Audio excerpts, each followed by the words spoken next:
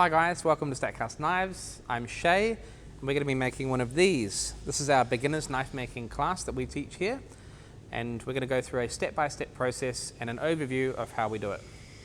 Okay, so to get the rectangle of steel from this stage to the next stage, we're going to be working on the anvil here, and this is going to blow away. Put that there. What we're doing now is we're going to be forging over the step of the anvil. And usually there's two people doing this. They're holding it one side and the other person's holding the other side to stop it rocking around. But in modeling clay, it's very soft, very easy. We're forging over the middle of the knife to form a little notch on the underside of the blade, okay? So we'll maybe talk in future about why we do it this way. Then as the steel sort of thickens out, I need to lay it flat on the anvil to thin it back out again. And we're going to do that for over a couple of heats, but because it's modeling clay, we can just keep forging indefinitely. And we get ourselves to that first stage quite nicely. We'll move that over, and our knife's going to be this way on the anvil, okay? We're going to start forging the point of the knife, which is this part, and just to kind of keep you all up to speed, we've got to this stage now. We're moving from this stage to the point stage. Okay, so we're doing this bit here. When we're forging out the point, we're going to be hammering our hammer on a sort of roughly 45-degree angle and squashing that point out. It does want to rotate on you and fold over sometimes, so you must make sure you maintain straightness on both dimensions to form this point out. And it looks a lot easier in modeling clay, I can tell you that one. Then we're going to round off this little corner here a little bit to give us a nice sort of curved spine for the knife. Again, modeling clay makes this step so simple and really easy to understand without just forging the entire knife from the get-go. So that's our shape now. Okay, and the last step, so we're this shape now. We're going to move on to the bevel step, so that's our final stage. The steel needs to lay flat on the anvil. We're going to be using the rounded face of the hammer and hammering just this straight side of the knife. Normally, your knife isn't going to have a line on it, but this will help give you an idea of what side we're forging. It looks like we want to forge this side, but we actually want to forge the opposite side and thin that steel out. It's going to curve the knife and transform the shape. So squashing that, you can flip it over, do both sides. As you work that steel, you're going to get a nice curved blade. And now that line that we drew that was straight is actually curving with it, so that gives you a good visual representation of how that's forging and thinning out. And we can thin out the end of the handle just a little bit more. But those are the 3 or 4 main steps to forging the knife out. We're going to start forging the knife in real life now. Forge is hot, and we're going to get started doing that now. Alright, so the steel's nice and hot, which is great. First step was we're going to be working on the step of the anvil, this portion just here. Okay, we're going to be forging a little notch in the middle of the knife. That notch is going to separate the handle from the blade, and it isolates things, so it gives you a good starting point to work with. A lot of other makers work this way as well, and we'll just show you what's happening. Take it out of the fire. Nice and yellow color as well, which is great. And it's not yellow for very long. We've only got about 15 seconds of working time. So forging that notch over, flatten the material off, continue working that.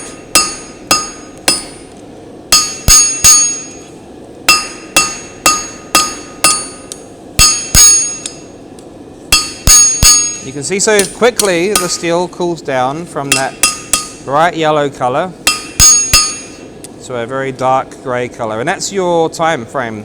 You can't really do much more after that time frame, so it has to go back in the fire for another reheat.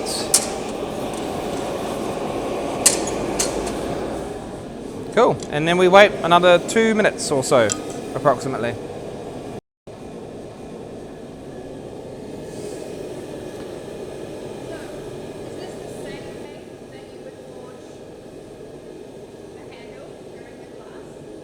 This is exactly the same way that we instruct during our classes. This step would actually involve two people. So you'd be using a pair of tongs to hold the steel on one end, and you'd have a partner allocated during the class, and someone else would be using a second set of tongs to stabilize the other end of the steel. It has a really difficult seesaw effect when you're forging, especially if you're a beginner and you've never touched steel before. But that seesaw effect can be dangerous, and you can't really get the job done very well either. All right, so the steel's nice and hot again. I'm gonna go back into the same spot I just did, just re-establishing the handle a little bit more. Not too much different to the first take. Take it out of the fire. Nice and hot again, which is lovely. I'm gonna forge a bit more in the middle of the knife now, just working that down, forming a nice dovetail taper. And I'm actually coming back towards me to thin out the front of the knife.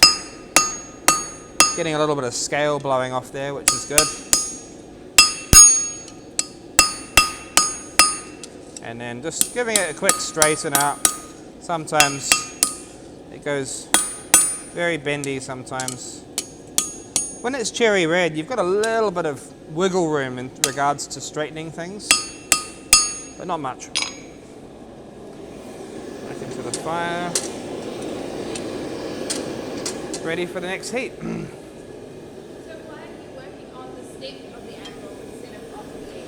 Why am I working on the step of the anvil instead of the edge? It's just a little bit safer. We've found during the classes that we've been teaching, it's easier to have that step stop a sort of rocking effect that I mentioned earlier. I'll sort of talk about it now. So this is just a random piece of steel, but if you work on the edge of the anvil here, it can almost go 90 degrees if you're not holding onto it correctly. And this can just somersault into your face, into a neighboring attendee during classes, and it can be a bit dangerous. So if I'm holding the steel right at the end here, I've got so much movement that it's very hard to keep stable. And there's a little bit of a gap here, so if I hit the steel now, it's going to come flying out of my tongs and it's going to hit me in the face. Just sort of demonstrate how easy that is to do. Whereas when you're on the step here, it's stabilized by this flat part here, so I can work comfortably. It still moves a little bit when I'm at the end, but we're not working that, we're working this bit. Whereas as soon as I come over here, it just jumps out on you, and it's so dangerous. Okay, so the steel's hot again. I'm actually working on the point of the knife this time. It's going to be compressing that material, making a point. There's not really much else to say, so it's more of a doing thing than a saying. Working that steel down and then flattening it back out.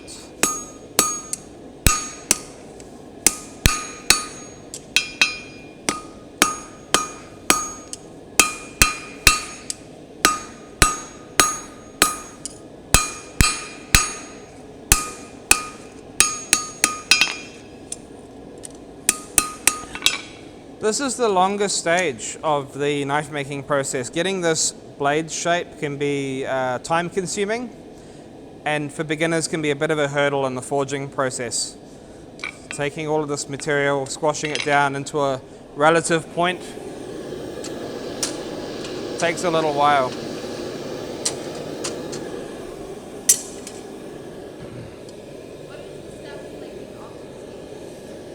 What is the stuff flaking off of the anvil?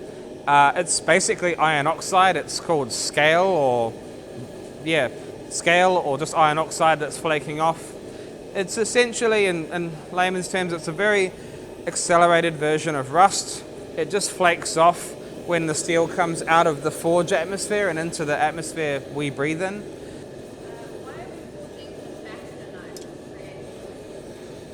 Why are we forging the back of the knife to form the point? That's a good question.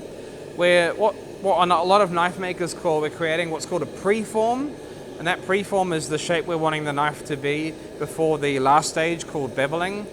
The blade itself is going to curve when we bevel that steel, so if we preform it now, the curvature is not quite as extreme. Whereas if I just made a knife point and then beveled it, it's going to bend out like a banana and not really give me the desired effect.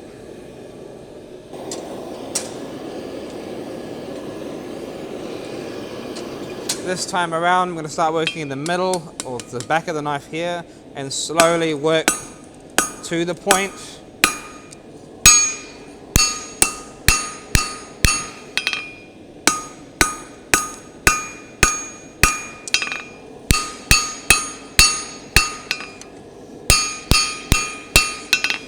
It starts getting a lot thicker at the front of the knife because of that. Cool, that's my heat done.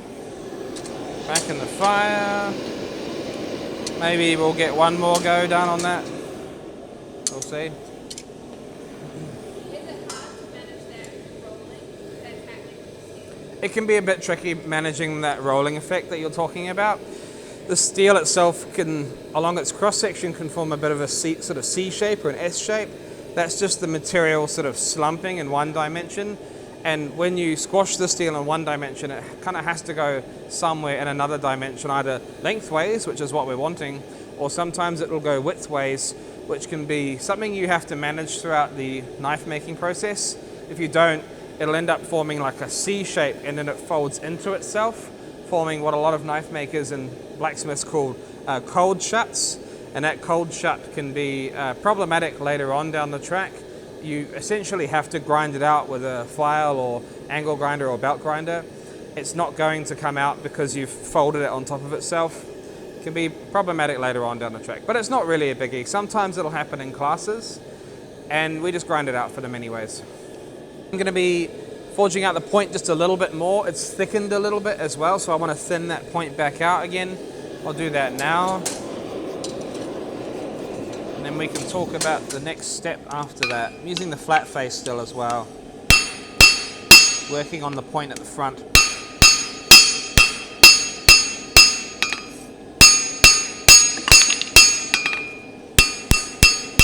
Trying to keep it straight as well.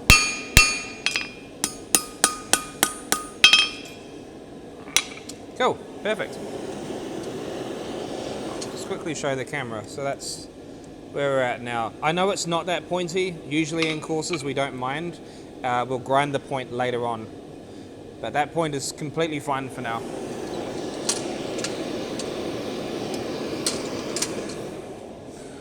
Okay, cool. How long does it take you to forge this knife compared to a student? Ooh, how long does it take me to forge this knife compared to a student? Just in the forging stage, I'd say maybe less than half an hour easily.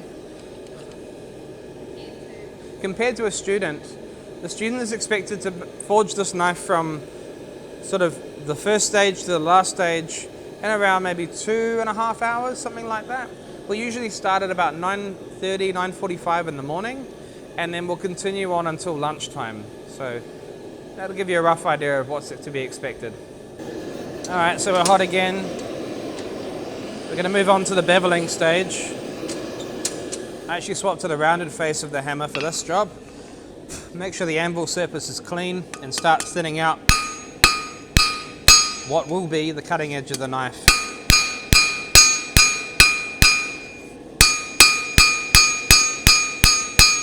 It's very hard to see what I'm actually doing, but if I sort of show that to the camera, hopefully that gets picked up. It's thinner along this edge than it is along the rest of the material. I want to forge all of that to the same thickness. It's around 1.5 to 2 millimeters thick, and that's going to create the blade shape we're looking for. It's going to be a transformation in curvature and look less like a weird shaped knife, really.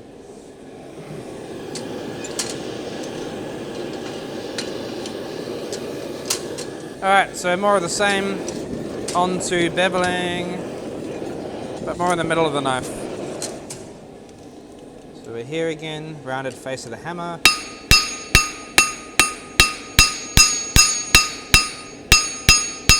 Flip it over.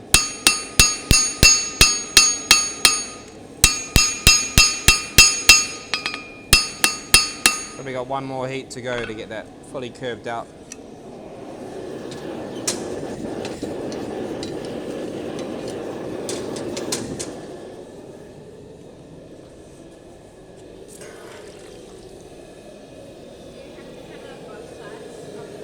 Ooh, good question. Do I have to hammer both sides? You don't have to. You could if you wanted to.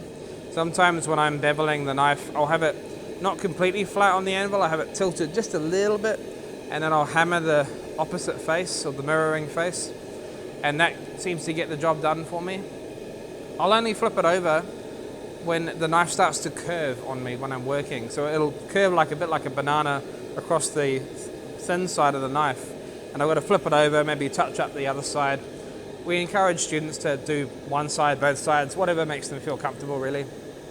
Yeah. Okay, last section of beveling. Thinning out the point just here.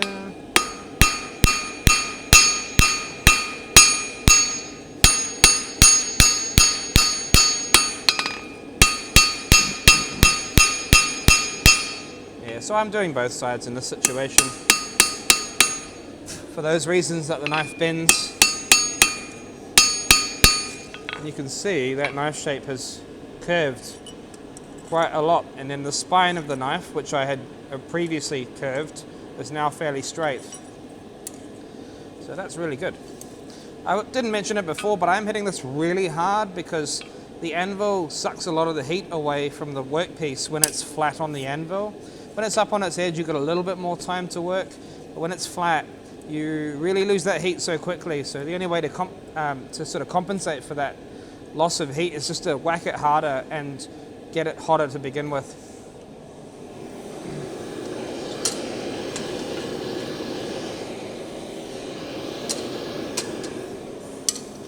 When you're doing beveling, are you hitting one area at a time or whole circles at a time? When I'm doing the beveling, I am hitting one area at a time. I like to sort of see the progress of that beveling bloom from the very beginning, and then that's my goal, to get the rest of the knife to the same amount of beveling. If you do the whole thing all at once, one thing can happen is you run out of time. It just cools down too quickly. Excuse me. And you also have a lot of surface area to manage, whereas just localizing those hits and having a small amount of hitting being done in one area just seems to make it a lot easier to keep progress nice and consistent, especially when you're teaching as well. We've finished all of the processes, all of the forging stages are done. I'll take the knife out and show the camera. Once we finish this stage, or once the students have finished this stage, we usually let the knife cool down in the forge and anneal. We soften the steel, and that has to cool down over a long period of time. That time is around half an hour to an hour. We take advantage of that cooling down time for students to go and have lunch. And by the time they've had lunch, come back, the forge will be nice and cool, and they'll be able to take their knife out of the forge, and they can sort of start going onto grinding from there. So that's our knife shape there, which is all done. The bevel's established, the handle's there, looking pretty nice. And then from here, sometimes in the courses as well, we'll flatten out the knife or tidy anything up that needs to be tidied up. The knife can be a little bit bent when students have finished forging, which is fine, that's pretty normal. But Lena and I, or whoever's teaching, will straighten the knife out, get it looking tidy, and then it's ready to go for grinding. So I'll put that back in.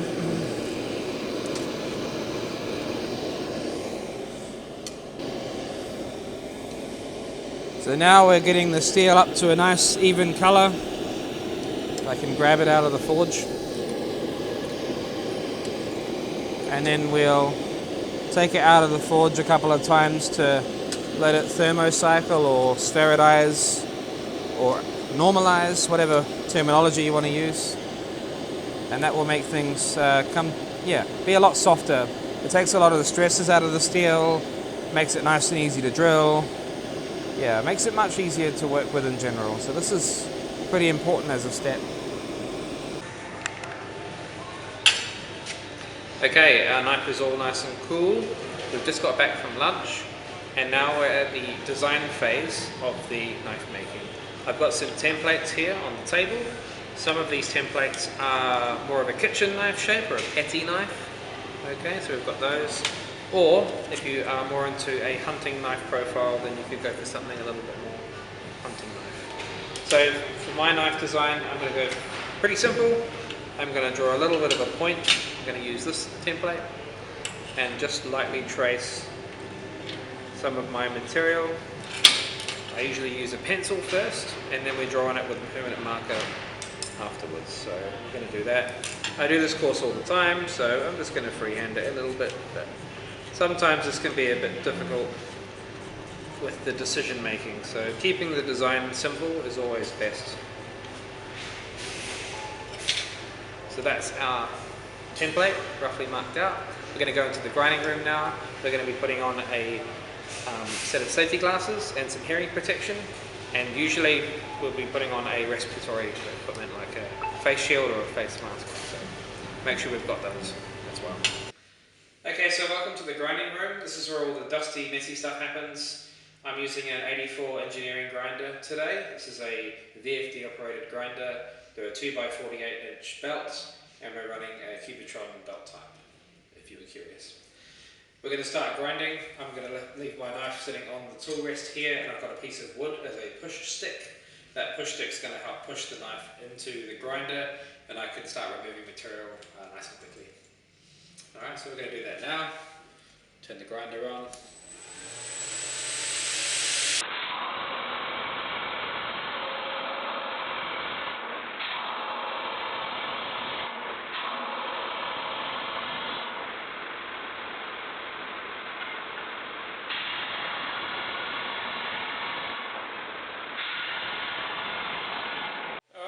Take too long, probably about a minute or so. The area that can be a bit tricky is what's called the choil of the knife, this little curve under here. So I'm going to go onto another grinder to get that choil ground out a little bit more tidily.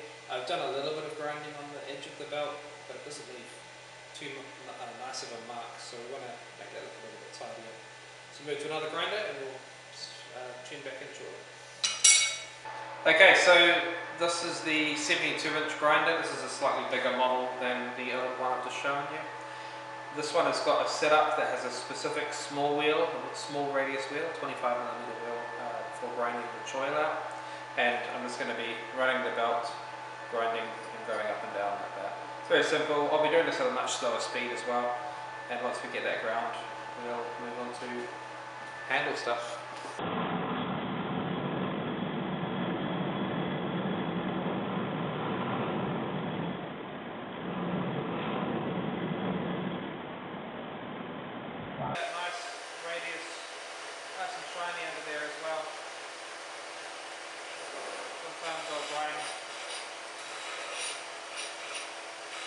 Just those little edges are quite sharp.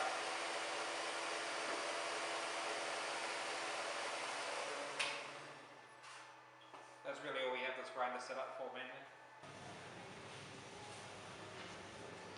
Okay, now that we've done our profile grinding, we're back out to the table again. We've got to do a few more lines and planing. So the first thing we're going to be doing is drawing what we call a transition line on the templates. It represents where the handle material will be later on once we've shaped the handle, and then this is where the blade is. So that transition line gets drawn on first, and then we're going to be doing 2 pins on our knife. So I'm going to draw that now. Do this every weekend, so it's quite easy. But my transition line is going to be just over my choil area here, so hopefully that red mark is in focus. And then we're going to be doing 2 pins, one somewhere here on the handle, another one here. I usually just eyeball it. I'll just do sort of one there, and then we'll do another one here. After we've got those drawn up, I'm going to bring a center punch block over, and we'll center punch those marks ready for the drill bit.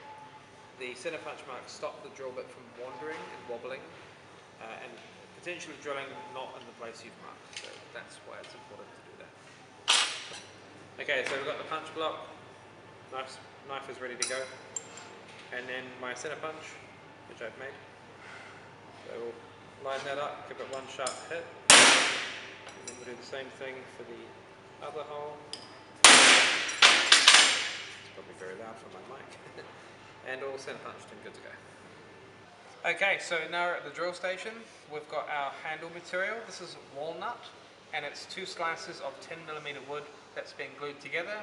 Once we've drilled through both bits of wood, we'll break them open later. Okay.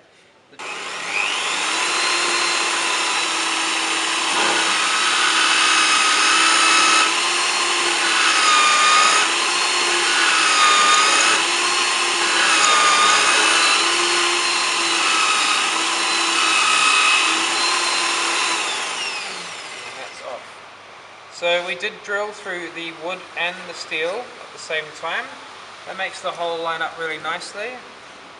And for the next hole, and unclamp that guy, we can then put a piece of our pin material, which is in this case brass pins. That's going to go in, and that's going to lock it in place so that we don't have any movement from the first pin we just drilled. So we'll go forth and drill the next one, make sure that's all nicely lined up.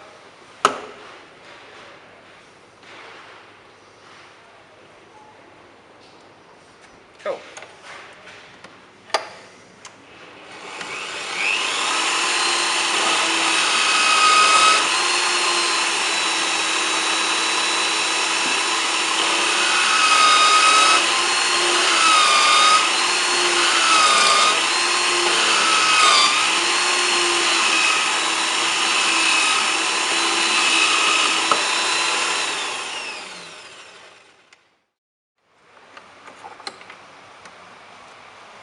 Okay, so we can unclamp that guy. That's both of our holes drilled. I'm going to put my other pin in. And now we're up to the heat treatment part of the knife. We're going to be hardening and tempering the steel very shortly. How do you tell if a knife is hard? How do you tell if a knife is hard? The most common way most people will check if the knife's hardened is checking it with a metal file, like an engineer's file. To check if the knife skates, if it skates across after you've quenched it in the oil, you'll know you've got a good hardness, whereas beforehand it won't be quite as hard. You can usually tell, I don't know if the mic will pick this up, but the pitch is quite low, and then when we have hardened the blade, it'll be a more glassy, high-pitched sound when you're checking it with a file. So that's, yeah, the most common way most people will check if your knife's hardened. Okay, so the knife's been soaking in the forge for a little while. It's around roughly about 800 degrees Celsius. You could use a forge or a kiln to heat treat. The kiln will be more accurate, but for the video this works fine. We're trying to aim for around a 5-minute soak time for the blade. And usually makers will go to about a non-magnetic temperature. The people will always sort of check it with a magnet. But this is a pretty good color. So that's going to go into the oil. It'll be smoky. And then taking it out and checking the blade for straightness is always a good thing to start with. Looks pretty straight. Yeah, and that's hardening. And we'll let that cool down, and then we're going to move on to the tempering stage of the knife making process.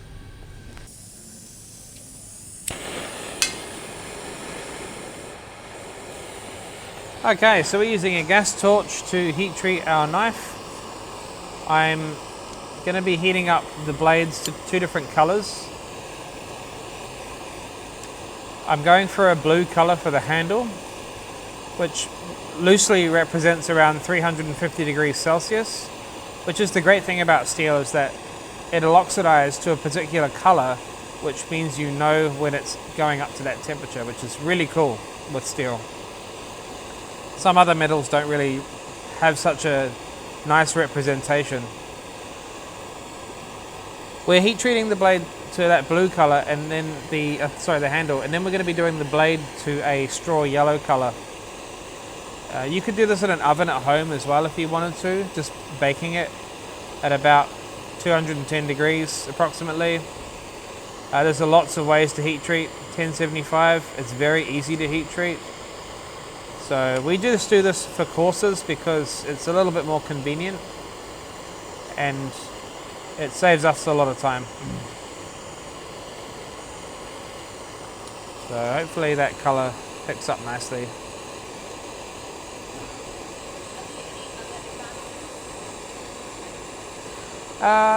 Depending on the knife, let's say you're making a large blade, maybe like a machete or something bigger, you can do this thing which most people call blue backing, where you'll soften and over temper the spine of the knife, where the blade is a lot more flexible and less likely to snap Usually with longer blades, that's more applicable. Some other knives, like bigger chef's knives I've made, I might blue back or I'll soften the spine of the knife. That makes it just a little bit more, softer for reasons that if it breaks or someone does anything dangerous with the steel or with the blade, that it's not going to cause the blade to snap like a piece of glass, like we touched on earlier.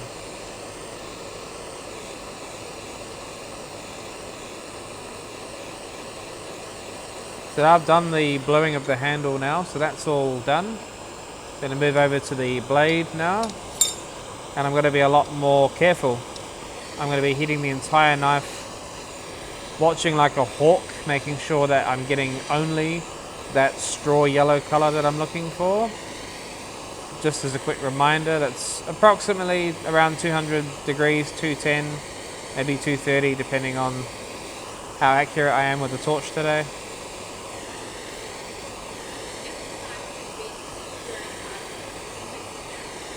Yeah, so what I'll first touch on is if the knife is bent and you try straightening it when it's just come out of the oil, you will probably snap it. That's how sort of fragile the steel is. Whereas once the blade's been tempered, introducing a little bit more lower temperature heat to the blade actually makes it quite tough. So let's say in a class where the student's knife has got a little bit of a bend, we'll heat the blade up, and while it's still warm, depending on where the bend is, we'll actually hammer it on the anvil and it'll take a set and it won't be bent anymore after that. So it's a lot safer, in my opinion, with classes to straighten the blades then rather than straight out of the oil. And that's speaking from past experience, I guess. I've broken a lot of blades. So we're getting a nice straw yellow color along the blade now, and it's on the edge as well. So that is hardening and tempering, all finished. I'll quickly add, this is a jeweler's torch, but you could use any gas torch you've got available to you. It's very simple. So we'll cool this down in some water or just let it cool as is, and then we're up to bevel grinding. Okay, so we're up to the bevel grinding step of the knife making. With the bevel grinding, we're going to be grinding the bevels to a nice sharp edge. I've got two versions of that here. I've got a longer, thinner knife grind. This would be more for your petty or kitchen knife version, so it'll be a thinner grind for that knife. And then this knife has a kind of more stout grind bevel for the bushcraft or a hunting knife. You'll notice that we've got the grinders set in a angled position, and that belt is actually going to be running in reverse. We found that teaching lots of classes, having the belt going in reverse and grinding the bevel like this, much like an old grindstone from the 1400s and etc.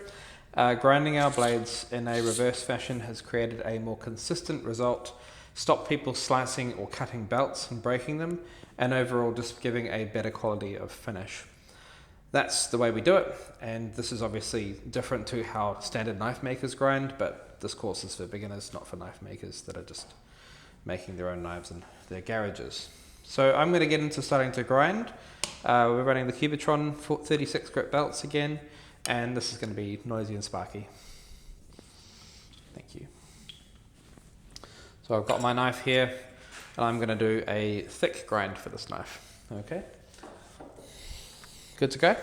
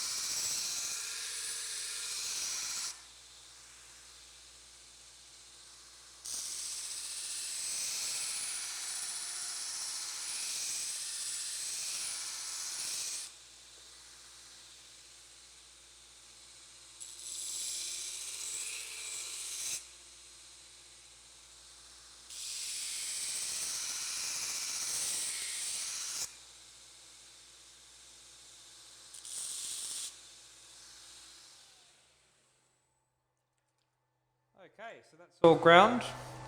So I've taken the edge to a thin, sort of maybe 0.5, maybe less than 0.5 of a millimeter along the edge. This is quite sharp now. You probably, if you ran your fingers across it, you might cut yourself. So that's really where we're going to be grinding to. I would then go to a finer grit belt after this. So after the 36 grit, we might hop onto an 80 or a 120 grit belt. There's not much time spent on that secondary belt. It's just to even out a lot of the scratch pattern and the scratch marks in the grind. So we'll probably do that off camera, but yeah, it's the same technique. And we'll be up to gluing up the handle now. If a student is grinding the knife, how long does it take them? If a student's grinding the knife, I'd say at least half an hour to maybe an hour, depending on the blade. Obviously, much bigger blades with larger surface areas are going to require a longer duration of grinding time and a lot more cooling down in the water, maybe a rest in between. When I'm working, I probably don't do any more grinding, like maybe a maximum of an hour is what I would prefer to be grinding. After that point, you start to really lose focus and lose concentration. So yeah, frequent breaks when you're doing this is like the most important thing. If you do not do a good job of this grind, it can really have a impact on how your knife performs. And it's very easy to overheat the edge because the steel's hardened. You notice all the sparks flying off the knife. It's way harder than what it was when we first ground it. Yeah, so yeah, overheating the steel is one big issue, and just grinding too much off can be another big tricky part as well. Yeah. You make it look easy. I'll make it look easy. I don't know how long that took, but it was a little bit fast, yeah. 30 seconds maybe? Maybe 30 seconds or...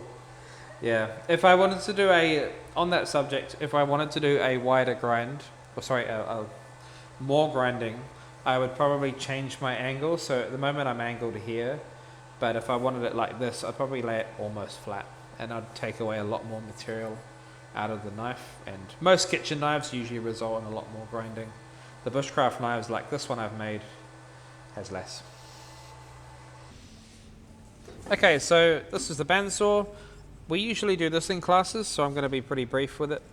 This is the handle material all marked out, ready to cut, including our transition line that we had earlier today.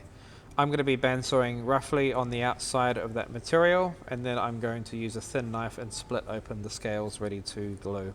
So I'll very quickly saw that out with the bandsaw. And again, I don't let students use the bandsaw because fingers, and it's really dangerous, and it's actually just quicker if I do it. So I'll do that now.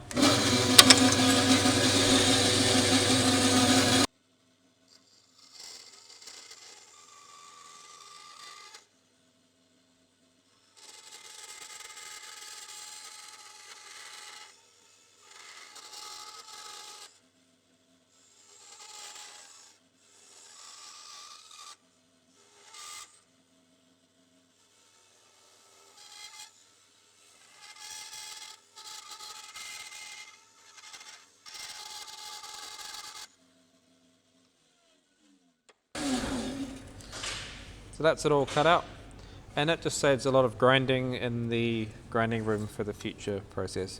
This is optional, you don't have to do that, but I find it's a little bit easier for lots of grinding, especially when we've got 12 people here. So we'll split those open shortly and get on to gluing up the handle. Okay, so this is the next step. We're going to be splitting our scales with a little thin knife, sanding them a little bit, and then getting some epoxy resin, which we've got ready to go, to glue the knife together. This is all pretty simple stuff. This is our official splitting knife that we leave around class, and it does a pretty good job of splitting those scales. It's a little bit loud, you can ignore that. And these have actually been super glued together, so that's just a little couple of dots of super glue holding it together. If the dots are kind of a bit proud, I'll just loosely sand that down a couple of times just to make sure it's nice and flat. This is another thing that we usually do for the students. It's more of a quality control thing, but they can do it if they want.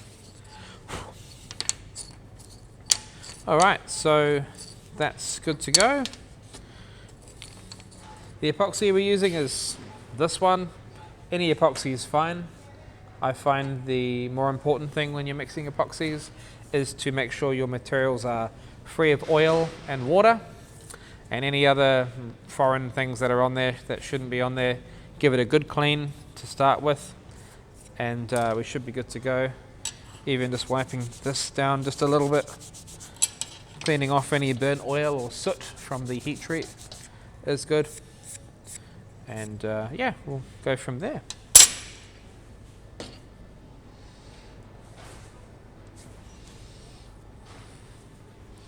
This is a 50-50 part epoxy, so I'm going to put both parts on equally, roughly, and put a little patch on here as well. Usually when we're gluing up multiple knives, we'll have them all laid out on this table, looking nice and tidy. We'll put the glue on in little sections, and then we can mix them in our own time. You can see the glue's not touching each other, which is just a little bit more efficient. If you're just doing one knife, it's fine. Why do you use epoxy resin for the handles? Why do we use epoxy resin for the handles? It's really just a more modern way to glue handles together. Things like PVA glue and super glue are not very strong. Epoxy resin's a pretty strong glue, which is good, and just gives a good surface contact and connection to the knives. So I've just found it's pretty reliable to work. Yeah. Oops. Sorry. Is it water resistant? Yes, it's water resistant as well. Yeah. Yeah. The glue is much more water resistant than things like super glue. PVA glue is not water resistant most of the time. Okay. We'll mix the other one up. I am mixing these for approximately 30 seconds. Making sure you mix this glue well is really important with epoxies. We do this step for classes because we basically don't trust the students to mix it correctly, so we want it to be nice and thoroughly mixed. Otherwise, if you don't mix the epoxies, you've got to clean it all off with lots of acetone or something, which is much more messy. What happens if it's incorrectly mixed? If it's incorrectly mixed, the oozy glue doesn't dry to a solid form. It just stays gummy and oozy, and it is just not going to dry correctly. So the only way to fix that is to clean all of the glue off, the previously mixed glue, clean all of your surfaces up, and then clean them all up, and then re-glue it, and then hopefully that will fix the problem. So it's one of those things where if you do it right the first time, there's not a lot of problems to start towards the end of the process. So I've just put the knife onto the glue, and if I see the glue oozing out, that's a really good sign. And then I'm going to do the same thing, just pushing this down. And sometimes you get glue on your hands, but that's okay.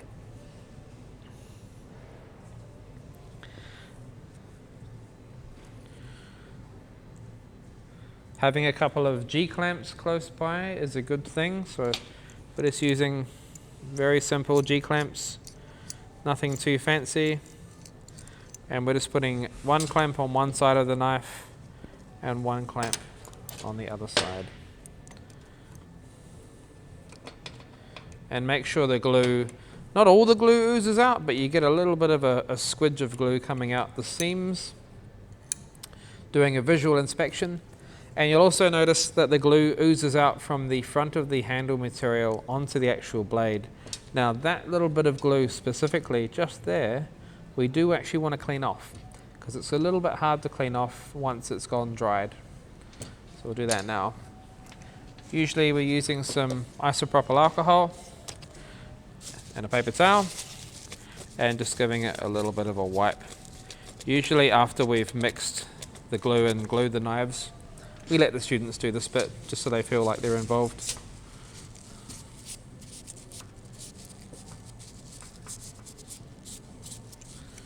So that's one side clean.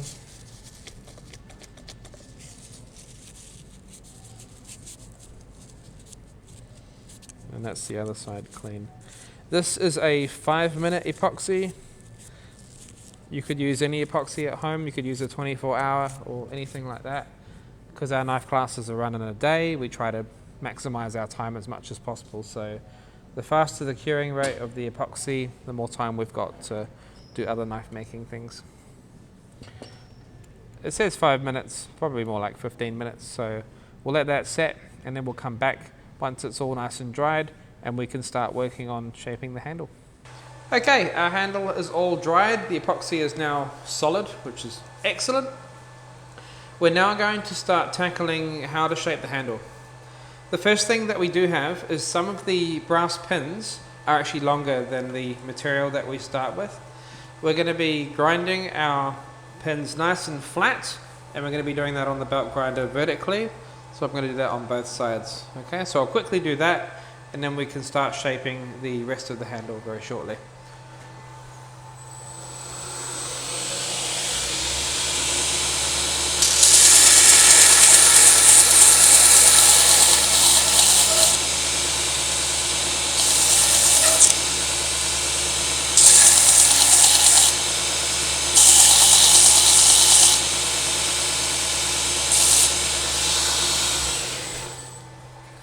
Alright, even though the brass is metal, it's still very soft metal, so yeah. We're now going to lay our knife flat on the tool rest like so. I'm going to use my push stick and I'm going to start grinding my knife to the same dimensions that I had originally ground it to. At the moment the wood is oversized and we're going to grind all of that wood and dried epoxy off, and so that we can see a nice sort of polished steel line around our handle. Some parts on the small wheel I'll have to do again, so we'll go over there shortly and do that, but for the most part I should be able to get most of this done very quickly on the grinder. So we'll do that now again.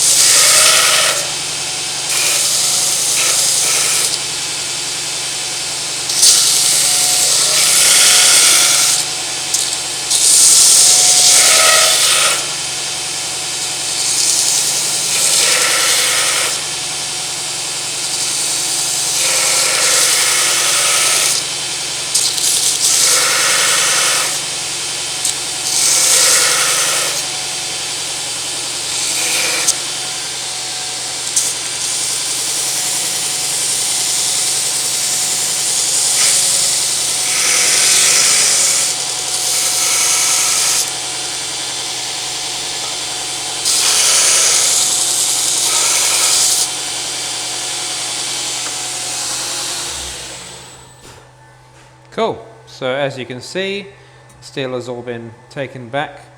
The handle material is nice and squared up. So it's starting to really resemble a handle right now, which is good. The next step is we're going to be drawing some layout lines. So we've managed the handle in this dimension as you're looking at it now. However, we need to sort this dimension out. At the moment it probably feels a bit like a Lego brick. It's a little bit hard and uncomfortable to hold on to, so these corners need to be ground off and the handle would like to be slimmed down. So we're going for something a little bit like our class example here, and you can see on this dimension the handle is a lot slimmer up at the front of the knife and it tapers out. So we'll get those layout lines drawn up and then we'll come back to the grinder again and start slimming down the handle from there. Okay, so layout lines are drawn up. You can sort of see those red lines there. This is just representing how much of the wood we want to grind off, and I do this on the underside of the handle so that it sits nice and square and flat on the tool rest, and I'm now holding onto the blade, grinding the side material where the pins are to a slimmer shape. So we'll get them sanded down, and then after we've done that sanding, we're going to go back out of the grinding room and start using sandpaper to get some roundness in the handle, grinding and sanding off the corners with either sandpaper or files, getting that looking all a lot more comfortable. So we'll do that now.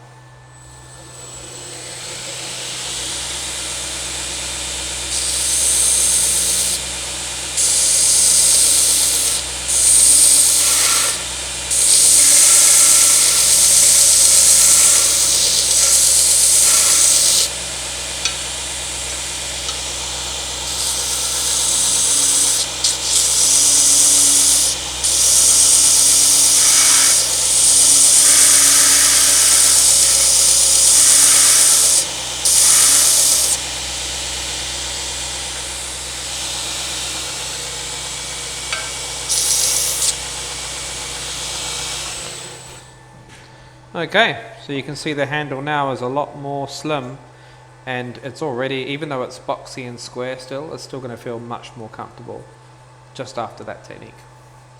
So we're going to move on to some sanding by hand, and we're going to get the handle feeling more comfortable. Okay, so we've finished the general shaping in the grinding room. Now's the time to slow it down and start using some hand tools. I've got a large horseshoe file. You could use one of those. They're a little bit aggressive. We've got a standard engineering file, similar to what we used earlier, and just some sandpaper that's been having some tape on the back of it, so that just stops it tearing when we're working. Okay, I'm going to do a little bit of shaping to knock off all the corners very quickly with the big long horseshoe rasp, and this is just long strokes, working nice and slowly. You can see I'm getting that corner off really nicely. Same thing this way. And it's really fast, this method of shaping.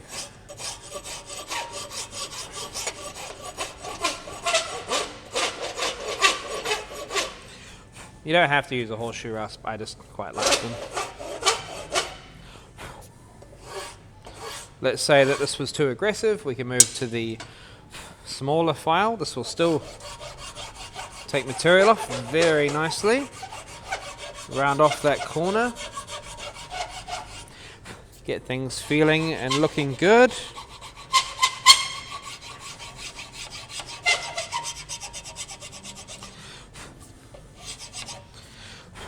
And already that top face is feeling much more comfortable than the underside. So we'll flip the knife over and do the underside of the knife, which is nice and tight. Now I actually prefer using this half round file to get into this curvature area, so I usually do this bit first. And just round all of that stuff out. When I'm doing handle shaping, I think about comfort. That's the most important thing. So minimizing all sort of sharp, pointy edges, things that are going to not feel comfortable. We want to get all of those filed and sanded away. So I go back to the horseshoe rasp at the back here. Just take all of that material off on the back, and then the same thing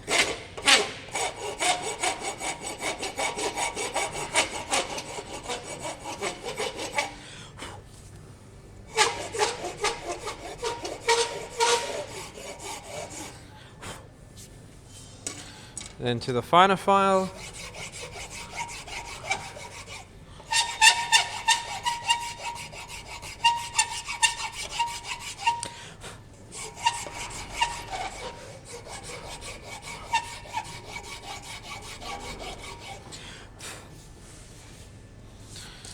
Cool. And at the back of the handle, it might be good just to kind of hold on to it, and you can just file it nice and smooth. The back of the handle doesn't have to be too crazy sculpted, as long as that sharp corner's gone.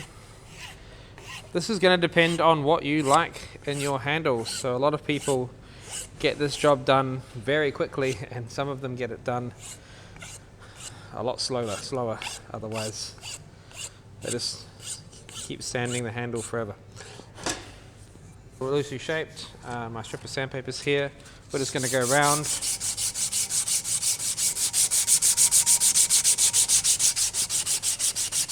Now sometimes we just give people the sandpaper and they do this for half an hour or so.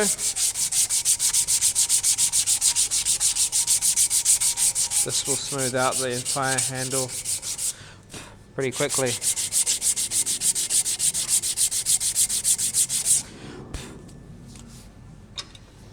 And then we'll flip that over. I'll do the other side again. This is just the rough sandpaper at the moment.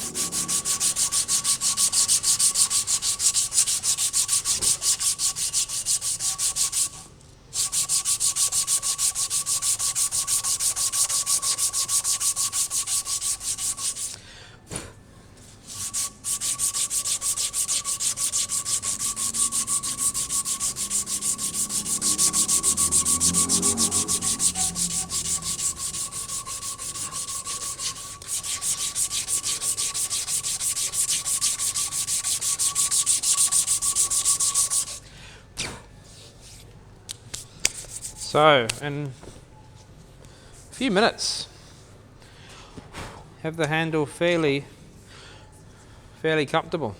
So that's what we've got sanding. You could take this to a finer grit, a couple of different grits, 400 grit could be nice. Take it even finer if you like. So that's the handle all shaped up. Okay, so now that the handle's all finished, we're going to use some linseed oil and apply that to the handle.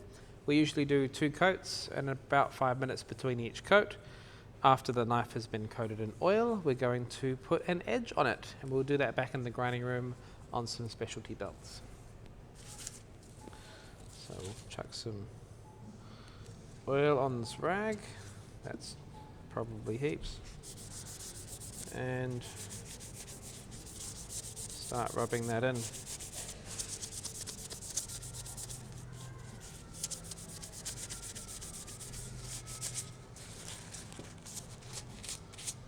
Make sure we get the front part of the handle and the end.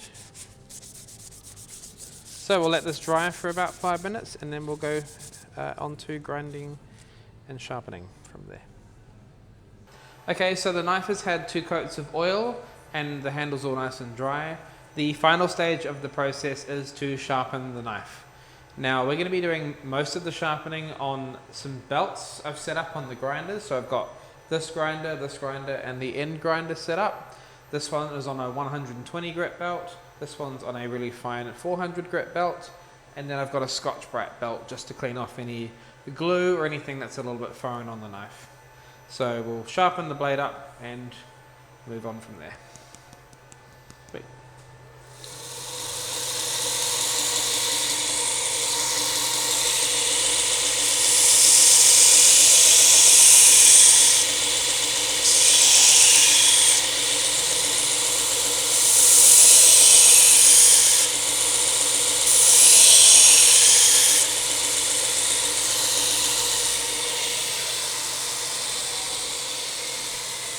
Move on to this one.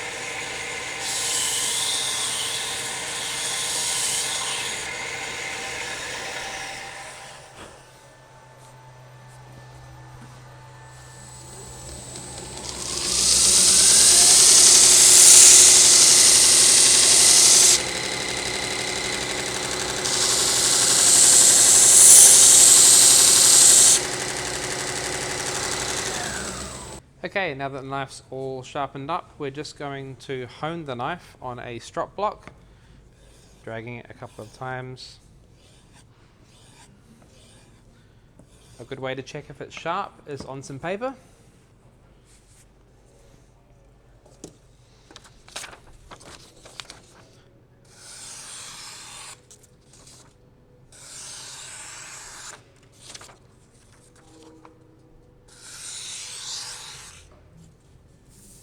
It seems to cut quite nicely, and that's the knife complete.